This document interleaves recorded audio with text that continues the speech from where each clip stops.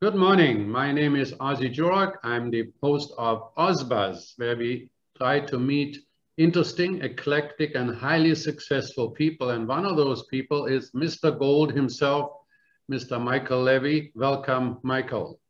Does eclectic mean old? Because if it is, I want to be part of your group. Well, never does it mean old. It means just being unusually successful and unusually interesting, because let's face it, when you started in the gold business, it was $35 an ounce. And since then, you have been some 30 years in the foreign exchange world. You have been a vice president of Custom House Global Foreign Exchange. You have Border Gold is synonymous with Michael Levy. And then, of course, your son now is also involved in Border Gold. So you've seen anything and everything with foreign currencies and gold. And you talk about it with global and with the Chorus Radio Network for 30 years, where you've hosted a variety of networks. And you and I have the privilege of talking once in a while, and Money Talks once in a while, almost every single Saturday. So tell me a little bit about when gold was $35 an ounce. Well, basically, you've got to go back to FDR in 1933, and coming out of the Depression, well, into the Depression, in the middle of the Depression, people were losing their faith in the US dollars, and they were exchanging US dollars for gold. And the US had about 40% of their currency reserves in gold, had to by law. And people could exchange paper, which they had little faith in, for gold. And FDR closed the gold window. Gold was about $20, $21 an ounce back then. He made it illegal for Americans to own any gold coins that were struck after 1915.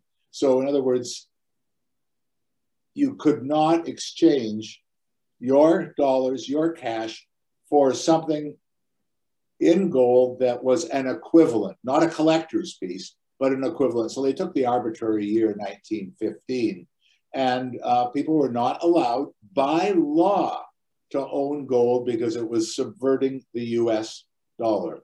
And that started in 1933, and gold then was actually, gold and race had gone to $400 or $500 an ounce, but came back down and really traded somewhere in the neighborhood of $21 or $22 an ounce. Eventually, it got itself to $35 an ounce. And as Nixon opened the gold window in 1971, again, turned it around so that the US was on a semi-gold standard, and gold prices started in 1971, started to move till we got that high in 1981 of $840 an ounce. Quite a move. They went out of paper currency, and they went back into gold. And if you look back, Ozzie, and I'll just run on here for a minute, sure, is in times of economic or fiscal stress, in times of inflation or hyperinflation, in times when people do not feel safe just with the paper currency, they've turned to gold. And that's what was happening in the 30s. That's what was happening in the 70s. That's what happened when gold in 1981 went to $840 an ounce. That was that huge inflationary run. Yeah. That's what happened coming out of the recession of 2008, 2009, as gold went in 2011 up to $1,900 an ounce. And that's what happened during the pandemic when gold went to $2,100 an ounce. It's not just, I mean, there's some reality to it. And the reality is that we always, at governments, we always spend more money than we can possibly charge us, the people, by way of taxes. And of course, we, the people, also want more services and more goods and whatnot. And the moment we are inflating the currency, you can't tie it to a specific metal. Otherwise, you would have paid out all of the gold already 30 years ago, right? So absolutely. Just one anecdote: when they came off the gold standard or the fixed price of gold in the 70s, there was a dollar bill in the U.S. It was called a silver certificate, and it was there, and it just changed hands as a fiat currency, but it was worth 1 ounce of silver. So you had a silver certificate, which had $1 face value.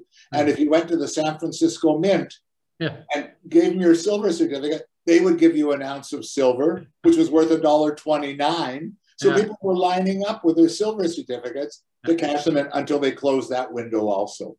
Well, the funny thing was I used to have a fish and chips restaurant in another lifetime. This was in the early 90s. And because we were right on the border on the beach in White Rock, a lot of Americans would come over and they pay in coins. And those were silver coins. I believe they're pre-65 or something like that. So we would actually take them out at the end of the night and say to all the girls, say, look, if you have anything to do, even silver dimes, and we had a bag of it because silver was more expensive that was in the coin than going on. And so that's where we are even today. I mean, gold has become a different kind of a thing. It is not tied to any paper currency. And that's what it's made it more and more a metal of being safe and putting some assets in throughout history. But did you actually start trading gold to the United States when it was in these low prices? When I started. Yeah. Okay, I started, and this is quite a story. Canadians have never been forbidden to own gold. There's never been laws against owning gold. Gold is always, Canada is a free trader in gold, and always has been. So in 1968, my father was in the coin business. I'm talking strictly in the collector coin business. We were numismatists. Right. And he had a shop at Howe and Pender. Okay. Opened it in 1958. I went to work for him in 1963. 1968, my father had traveled to different coin conventions and met a group of gentlemen in the United States who were big coin dealers. And one of them lived in San Mateo, California, and he was in the gold business. Well, you couldn't be in the gold business in California or the US. It was against the law. Oh, yeah. Okay. But he was, and he needed gold. Yeah. So he came up to talk to my father, but then to me, and would I make up packs of gold that look like letters, heavy letters, and send about 5 packs a week by registered mail to different addresses that he had so he could get gold to sell with clients. So everybody, well, that's against the law. Well, in fact, it wasn't against the law. In Canada, there was no law against it. You could ship it wherever you want to. Completely legal. But for him to receive it would have been against the law had he gotten caught. So that was my initiation into the gold business, 1968. And like we're talking 53 years ago now. Yeah. And I got to understand it. We had safety deposit box with gold that belonged to him. I'd go in and take whatever he'd want. I make up these packs and I send them to the US. But that piqued my interest in gold. Why is this happening? Why do people want it so badly? I was a neophyte. I was 25 years old. But then I started to realize why people wanted the gold. And because of their lack of trust throughout history, throughout times in history of paper currency. You go back to the ancient Greeks and Romans, and there was silver ingots, there was gold ingots. People, that's what they traded in. And it's a throwback to thousands of years, Ozzie. Kind of interesting that the emperors in Rome, when they had a full gold coin, they were inflating the currency by taking the center out and putting a different kind of metal in the middle. So the only gold was either around it, or there was a little bit in the middle with another metal on it, and they called it the same kind of a coin, you know. So there was kind of inflation too, because they took out the real asset at the time and put some inferior metal in it. Maybe that's a history lesson of what governments do today, is they deflate the currency. Well, in fact, the ancient Romans were deflating the currency by substituting something worthless for something, but it had the allure. It did have gold in it. It did have some, it did have some. There's a historical lesson there for government also. Yeah. Well, so your family is through bull markets, bear markets, you've been in the gold business and you've seen it all. I really have, at least all since the gold window was open. Gold went from $35 to $38 an ounce. And then in the 70s, it steadily increased. But in 1979, it was only $120 or $125 an ounce. Then through 1980, it really took off, as did inflation. And then in 1981, it hit $840 an ounce. And Ozzie, I can remember the kind of bedlam and excitement the Royal Canadian Mint in the 80s went to starting to make the gold maple leafs. Yeah. And we were ordering and making people wait a month or 6 weeks for their orders, which they were glad to do. So they would pay us. And then when the gold came in, we would give it to them. Well, let's go fast forward to 2019, 2020, but particularly last year, people were waiting up to 3 to 4 months for their orders. They paid for it, locked in a price, and didn't care whether we were holding it or they were holding it because they knew they owned it, but would actually be able to take it into their own self, take it away when it came in. So history does repeat itself. It does, you know, well, and particularly since governments now around the world have, it used to be only some governments were inflating, and then all of the governments are now inflating. And now we have the mother of all inflating of money from Europe to United States to you name it. People realizing that all that money creation, you know, we've got to have sooner or later a devalued buying power. When I came from Germany here, which is 1966, I got, there was 4 marks to a US dollar. And it was something like 3.5 marks to the Canadian dollar. You know, so, and then since then, we also have, you know, if you measure it against the euro, all of the currencies have adjusted almost in direct relationship to how much money they created out of thin air. Yeah. But gold has stayed the sense of value. When you go to India, I mean, there's not a wedding in India that is not a solid gold wedding, because they believe we have to give the young couple some foundation that is real, and it's gold, and it's always been the foundation of wealth and storage of wealth, no question about it.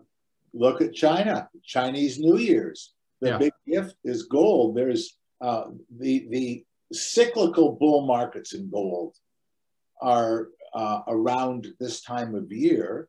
The Chinese Lunar New Year oftentimes is the time of the year when gold reaches some of its highest price.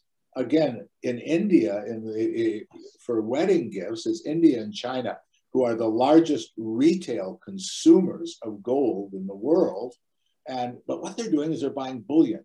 They're not buying a gold ring. Yeah, they'll buy a gold ring. It's going to be 23 or 24 karat gold. It's a way of having their wealth. And in a lot of cases, people worldwide wear their wealth. Yeah, it's amazing.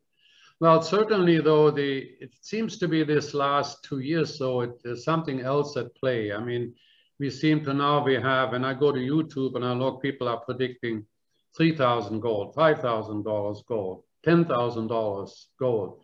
What do you see ahead for gold? Do you see this massive increases and explosions? I'm going to answer your question, but I'm just going to take it back a little bit. Depends what the value of the dollar is. Maybe there's going to be $10,000 gold, but that means that maybe $10,000 is not going to buy you then what $10,000 will buy you now. Yeah. And I'm worried about hyperinflation down the road. Right now, there is no inflation of which to speak. So let's talk in 2021 dollars today. Yeah. Do I see $3,000 gold? I would say next year there's a good possibility of it, because we're not doing anything to change our course. All we're doing, and we can get into this if you want, but all we're doing is printing money. I mean, that's all we're doing. Look at the debts and deficits in Western economies. Never mind the hyperinflations of Zimbabwe or Argentina, Venezuela. Look at us. Yeah. So do I see $3,000 gold? Yeah, I don't want to be hyperbolic, like talking hyperboles, but maybe $3,000 gold is also because we're devaluing our own currency and what our currency will buy. But do I see it? Yeah. I'll tell you what, I also see silver in the next year or two outrunning gold percentage-wise. Because not only do you have a precious metal, Ozzie, but if we start to get the infrastructure spending that the United States is talking about, and Europe is talking about, silver is a strategic metal. If we start battery cars, silver is a strategic metal. So I do see gold going up, but I don't see it going up in this great, glorious bull market. I see it going up for a very practical reason. There's a real differential between standing on a soapbox and saying gold's going to $3,000 and $4,000, right. and a realistic point of view of why gold would go to $3,000 and or silver to $100 or $70 or $90, because there's a reason it would. Well, silver also had a huge run up in the past, you know, that was it the $50 range or something like that, you know? Yeah, the Hunt brothers wanted to corner the silver market. Well, that's what they were talking about last week. You know, there's a repeat of, you know, the shorting the silver market, similar to the big kerfuffle that the Reddit group of buyers had for the big GameSpot stock, right? But there's so much silver around. Well, there is, but that's not going to work because the silver market, the commodities market, is so much bigger than the stock market. When you're looking at trying to do like things with speculative stocks and trying to do the same thing with silver, you couldn't do it. I mean, there was one stock. Silver is like massively held across the world in ETFs and thousands of different instruments. Exactly. And they did make it budge. Silver popped by a couple of bucks and then came down by $4 or $5. And now it's back up to $27 and change. It hit $30. So people will take a look at that chart or take a look at that price history and say, so what? You know? But we are going to get the demand for it, particularly on the path we're on. But I'll say it now, and I'll say it throughout our conversation, is I don't see physical as being an investment. Mm-hmm. I see it as being an insurance policy, a safe haven. And if you look back on the decades and centuries, but let's just say decades, it has proved itself time and again. So if you think that the currencies are going to be debased by how much government is putting out there, the hundreds of billions, even trillions of dollars, then is there a reason to own something that's hard and real as a insurance policy, as a safe haven? I think it belongs in everybody's portfolio. What kind of a percentage would you think? 10%, 20%? What should one hold as this safety blanket? That's a really interesting question. And it is, because the old saw used to be pull 10% of your portfolio. Mm-hmm. Well, if you're worth, and I'm going to take a figure, a large inflated figure, you're worth $1 billion. Okay? Do you want $100 million worth of gold? No, you don't. If you're worth 250 or 300,000, excluding your real estate, would you maybe want $20,000 or $25,000 worth of gold? Maybe. Okay. Yeah. So I can't put a blanket percentage, but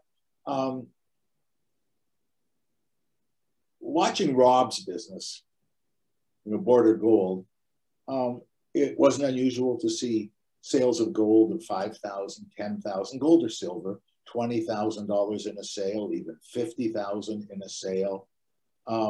You get the odd one where it was up into six figures. But when you see what I would call the average investor, and that's the average working person who's middle class, who could own a home, maybe a vacation home, maybe own a boat, is able to travel. Somebody at that level putting away 10 or 15 or 20 or 25, even $30,000 worth of gold, we see that. And that seems to be an area. So anywhere from 2% to 10%, but boy, you can't now stick a label on it.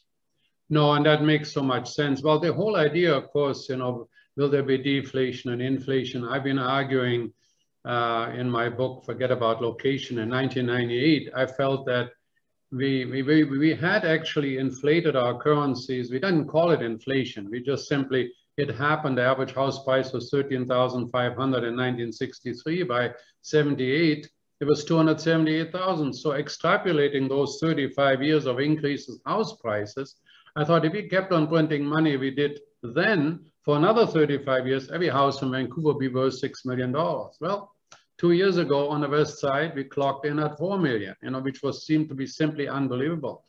And when we look around now, what's happening around the world in real estate prices, it seems hard assets are soaring on the real estate side. I mean, last week, a painting sold for $99 million, right? So people are looking for something solid. And right now, it's maybe real estate. It definitely will be gold more and more. I mean, I'm getting questions. I'm not a gold person. I write a newsletter on real estate. And yet, I would say 1 in 10 questions is, should I be buying some gold? So, and one of my newsletters, I was joking. I said, well, buy jewelry, right? If you're worried about taking the gold with you across the border, let's say in Asia, well, wear jewelry, they won't confiscate it. Well, I had a storm of people arguing one or the other and said, hey, I know nothing about gold. All I know is I'm talking real estate, but there is this thing in all of us now. We're concerned. It isn't just the virus. It is what's going on with the printing, 1.9 trillion coming in the US. What's it mean to us? Oil is a bad word right now. But as you point out, the metals that are used, silver, what about uranium? They're talking now bringing nuclear back. Those metals, if they have a use, they also will have a value increase. Victor Adair, yeah, he was on, and I know this is a timeless video, but we're talking now the second week in February, and Victor was on and talking about owning the commodity, which is exactly what you don't maybe want to own an oil stock, maybe you want to own oil. You don't want to own a gold stock, maybe you do. You want to own the gold. You want to own a copper future. You don't want to go, and so it's holding the real thing. And that might be now the start of the turn of our, of the direction that we want to go, might be holding the underlying, because we want hard assets. As you said, look at real estate. I can give you anecdotal on real estate when at the end of last year, and I'm not in real estate as you're not in gold, I saw the condo market turn in downtown Vancouver almost on a dime. I mean, the housing market was going. The condo market seemed to be slow in Vancouver. And then all of a sudden you turn around and people are buying. They're buying the hard asset. Real estate's a hard asset. Art is a hard asset. The precious metals, hard assets. So there is a turn. And I think for very good reason. I think you said it. Infrastructure spending, could oil go into the doldrums? I'm not an oil guy, but yeah, with the oversupply, with OPEC plus putting some more on the market. The driving less. Yeah, but if we turn, and when we turn, they're now talking, people that I have the greatest amount of respect are talking of $80 to $100 oil next year, and it's going to be demand driven. Well, and that's the thing, is that we are living in a world that's also more intelligent. I mean, not as human beings necessarily, but the information is around. We just open our phone and we constantly get bombarded as to what's happening out there. What I like about your talk is that it isn't a matter of some guy guru saying, oh, we're going to see $10,000 of gold because the governments are all in this kind of conspiracy against us and all this kind of thing. No, you're making a real point. If we're going to build a lot of houses, we're going to need a lot more lumber. We need a lot more copper. We need a lot more, all of those things. And if we want to go into this real new world of electric cars, as we're now with a vengeance, we need all of these metals. And that makes a real reason why they're going to go up in value. No question about it. No question at all. And you talk about wind turbines. You weren't, but let's talk about wind turbines. Yeah. The amount of metal and petroleum products that go into building one turbine, sure, in the decades to come, that will be clean energy if in fact they can harness it and make it work. But to get there, what they're going to be using are the hard assets, and we're talking now of metals of oil, that are going to go up in value, and it's going to be demand driven. Infrastructure, new bridges, new buildings, sure. Demand driven. So yeah, Ozzie, it's a different, we are again in a turn in the reality of what's going on, what we need to do it, and government's role in the process of debasing currencies, which are going to be used to have to buy those hard assets. Yeah. And and it's going to take more of the paper dollars to buy the hard assets that they need. And then you can just throw gold into the mix. Yeah, it's true. It's well, when we look right now, it used to be the QE was originally given to the banks. And then the banks cleaned up their own balance sheet with the money they were supposed to lend out first. Then they gave it to the big corporations who started to buy back their stocks. And so we didn't see the instant sort of translation into real estate or other hard assets, because the money didn't come to the little guys like us or like me, you know, in direct proportion. Well, now in the United States, you take a business loan and the government guarantees the loan. Well, now the money is immediately working in that business. We're giving individuals a $2,000 check or $800 check, and that money straight goes into the economy. And all of a sudden, when we're talking about British Columbia, we're 99% of where we were pre-COVID in terms of our employment. You know, we have 85% of the people in BC haven't lost a job. I mean, it's that K-shaped recovery. Those at the top, we don't go out for dinner, we drive less, we save more.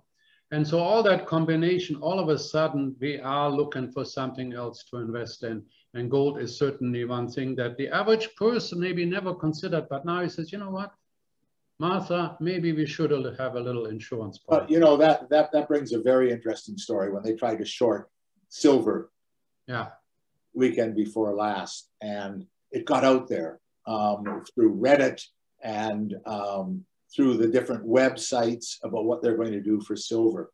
Well, Rob's business at Border, all of a sudden, there's people that want to know, A, how do I buy it? And how much can I get for $50 or $100?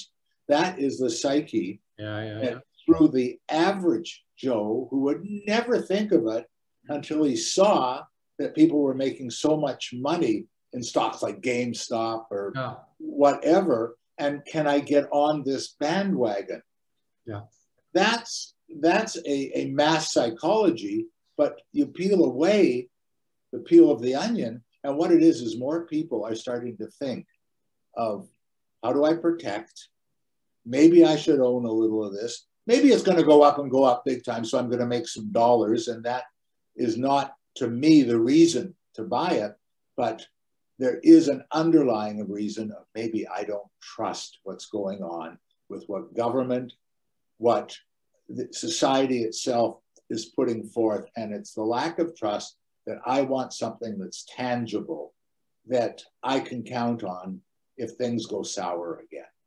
You're so right. And you've been saying it for years. You know, I mean, we have every week I wait for your spot on the great big new idea, or what you pick a company that does irrational things, or the government does irrational things. It seems to be that in the last maybe 5 years, we have shifted from where we believe in our government and we believe our politicians to where we're now highly suspicious of them.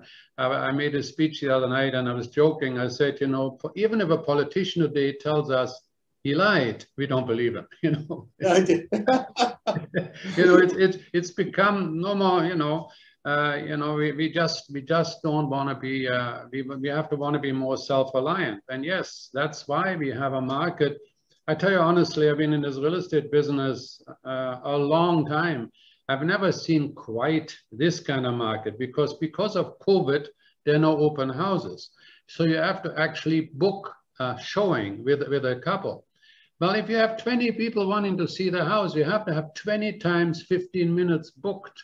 Yeah. And now the neighbors are complaining. They have these lineups of cars going to see a house. We have offered in Vancouver, 200,000 over asking price. I mean, you start to think, okay, I understand the world. Everything that you and I discussed is very logical, but it seems to me the people are now almost illogically piling into real estate and maybe piling into gold or silver. I don't know, but I'm just, sometimes I think, hold it, you know? I mean, it can't be this kind of a ridiculous world worldwide. Ozzie, I think the other thing, and it relates back to what you're saying, is government and the Bank of Canada, the US Federal Reserve, European Union, the central bank, European Central Bank. Yeah. Interest rates are negative to plus a bit in Europe. Yeah. Interest rates in the United States are at 1%. Interest rates here in Canada are at 1%, give or take. So you can go out now, and as long as you can qualify, you can get a 5-year mortgage at 2.9%. 1.5. I can get you 1.5%. Okay, so there you go. Yeah. All right. So, okay, posted rate. Yeah. But the fact is, so I can buy a house now, and I'm not losing to the interest on my mortgage. Right. And it gives me more buying power. Yeah. And there's, as you said, let's not talk unemployment. Let's talk employment. This has always been a saw that I've believed in. They say, gosh, unemployment's at 6%. Yeah. I go, wow, 94% of the people are working. Exactly. 6% is a huge number. Don't get me wrong. And I'm not demeaning the people who are unemployed. Those 6% are struggling, but 94% are working. They're working at with more money than they've ever made before. Yes. Minimum wage has come up, and that's a different story, and I'm not going to go into it, but people are earning, and our people are being able to buy housing. And now you look at the housing market, this is your market, but what's being produced is becoming affordable. It's going further out of the city, as you said. I read about a development in Tsawwassen, a new one, Aquilini, because I just read about it yesterday. And what was it? Something like 2,000 or 2,200 square foot duplexes for $790,000. This is just something I read because the first thing that hit me is that's affordable. You don't want to live there. There may be no grocery shopping, but it's affordable. And then you have a mortgage of 1.5 to 3%. Yeah. And there is, in my mind, as a pedestrian looking at it, there is a lot of good reasons why people want to be buying housing. Well, the head of Polygon said the other day that their internal numbers show that just this last year, the decline in the rate, that from the 3+% to the 1.5 to 2% range, that just that increased the buying power of the average person by 15%. So if you had been able to afford a $600,000 place, you could now, same person, same family, same income level, but you could afford $690,000. The other thing is, I said on Saturday at the World Outlook Conference that 60% of your monthly payment goes into your own jeans. In other words, it goes like a savings account, right? And in the 80s, when the rates were, I was the president of Royal LePage, I stood on national TV and I said, 12% is a good rate for the family. Think about it, 12% was normal. Yeah. And I paid off about between 10 and 15% into my equity. The rest was all interest. And today, 60% goes into my jeans and 40% is interest. Well, I got 3 emails on it, questioning where I came up with the number. And so last night when I had a meeting with the Home Life realtors in the Fraser Valley, we had a big Zoom meeting. The question came up again. And so I worked it out. After 5 years of making an $1,199 payment on a $300,000 mortgage, you will have paid just under 10,000 in interest, and you have 4,000 in interest, and the balance over $10,000 has just straight gone into your equity. So even if the prices don't go up, you pay it off sooner, it's easier to afford. So that now on the gold side, though, you can't really finance gold that easily, right? No, you can't, and nor would I say somebody should go and buy gold and finance it. It's an either or. So let's take a $10,000 position. You want to put $10,000 in the bank and get no interest to maybe 1/4% or 1/2%, or put it in something tangible like gold or silver, and it doesn't necessarily have to go up because you're not looking for a return. But as the value of the dollar goes down relative to its purchasing power, gold will automatically go up. But even if it stays the same, but the value of paper falls against it, you're still going to be a winner. So there is that mentality when people are buying 10 gold maple leafs and paying $2,500 or $3,000 a maple leaf or whatever the price is. If they're buying 1,000 ounces of silver, and silver in Canadian dollars is $30 an ounce, even if you're paying that amount, if you had 30,000 in the bank and it's paying you 0 to 0.5%, though you look at silver and the fact that the paper currencies are being debased, there is no doubt about it. Right. Silver as the hard asset is going to go up, and what it's going to do is going to be a safe haven for you. It's protecting your wealth, your money, the value of what you own, especially if we keep heading in this direction. So why am I always so, so firm in my belief? Because first of all, I go back 50 odd years, so I've seen it, and I can read. So I go back further than that, but I've seen 53 years of this. I've been through the cycles. And by the way, this cycle here, to me, the other scary one was in the early 1980s when interest rates went up 18% you could get for a Canada government bond. I mean, okay, so I look at that time. That's when gold went to $800 an ounce.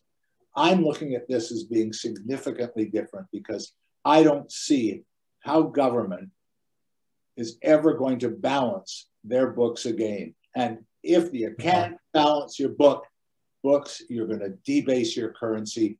And full circle, you have to own something hard and tangible to protect against that. No question about it.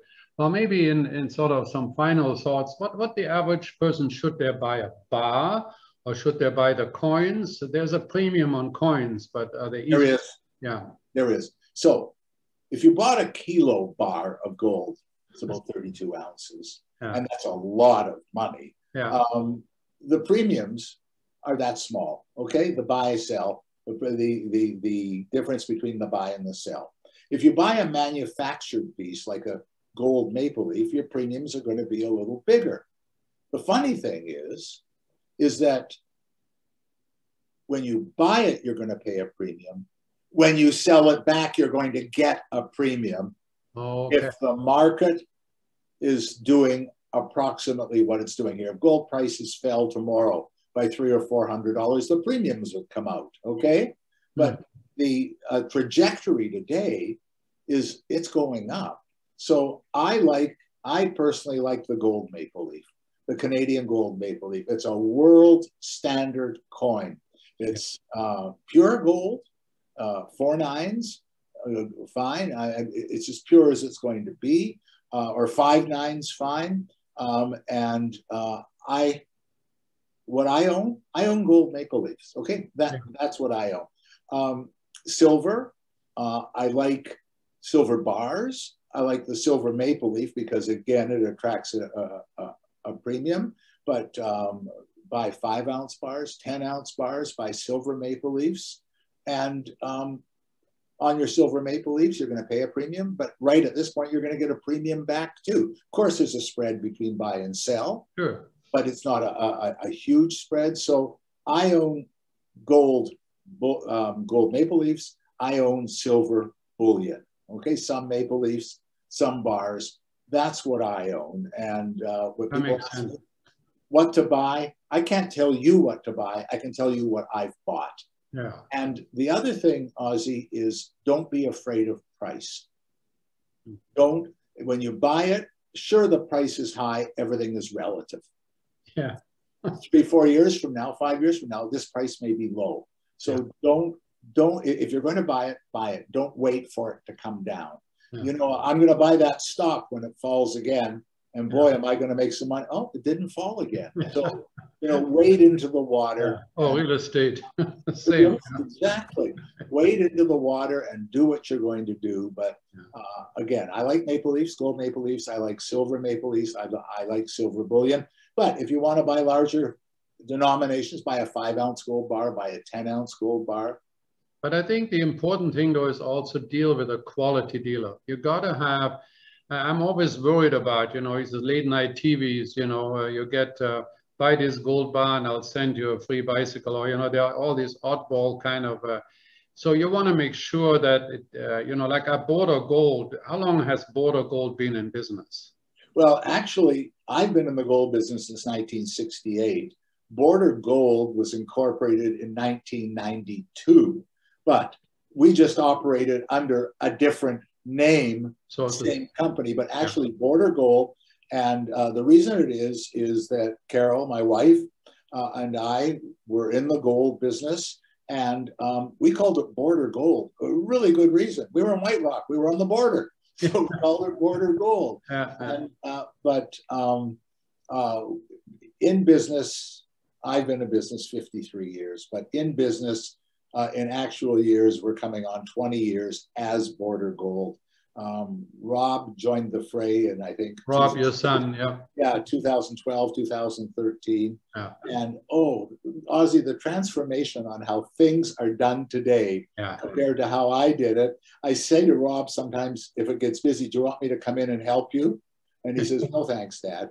I would be so lost in the way they're doing things, the way things are computerized in a digital marketplace. And but that's all the more reason. And I think for anybody that's interested in gold, just below the video, there's a contact information that you can click on, and somebody from Border Gold will be in touch with you, and then you can, but the key to me is absolutely important. It's just as important to hire a quality professional in any business, but even more so in a business that you don't understand. The average person doesn't really understand Bitcoin or gold, on how to buy it and how to own it. So you need a professional to guide you. So I would certainly urge any of the viewers or listeners to the podcast to talk to Border Gold if you're interested in gold, because they're very friendly. I can tell you, I've talked to Rob myself.